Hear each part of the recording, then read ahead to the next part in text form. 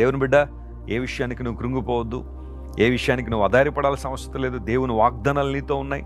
విశ్వాసంతో దేవుని వైపు నువ్వు చూడగలిగితే, అచంచలమైన విశ్వాసంతో నువ్వు దేవుని వైపు చూడగలిగితే, అసాధ్యాలను సుసాధ్యపరిచే దేవుని వైపు నీ దృష్టి మరల్చగలిగితే, ఆనాడు దావీదును దేవుడు ఎలా నడిపించాడో, దానియేలును దేవుడు ఏ విధంగా నడిపించాడో, భక్తులందరినీ ఏ కృప ద్వారా అయితే దేవుడు ఆవరించి తన మహిమ కొరకు వాడుకున్నాడో, నిన్ను కూడా అలాగే నిలబెట్టాలని నీ దేవుడు ఇష్టపడుతున్నాడు. ఎవరో నీ గురించి తక్కువగా మాట్లాడుతున్నారని, అందరూ నిన్ను వదిలిపెట్టేశారని, గత జీవితంలో నువ్వు ఏదో చేసిన పాపాన్నో లేదా నీవు చేసిన భయంకరమైన కార్యాన్నో ఎత్తిపట్టి మరలా అదే గుర్తు చేసుకుని నిన్ను హీనపరుస్తున్నారని ఒకవేళ ఈరోజు నువ్వు కృంగిపోతున్నావా? దేవుని వైపు చూడు. శాశ్వతమైన కృపను కురిపించే దేవుడు ఆయన.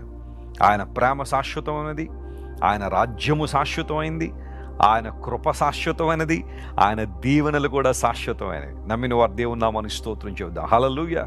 ఈరోజు శాశ్వతమైన ప్రేమతో కృపతో నిన్ను నింపే దేవుడు నీకున్నాడు కనుక ఆయన వైపు నువ్వు చూడగలిగితే అద్భుతాలు చూస్తావు.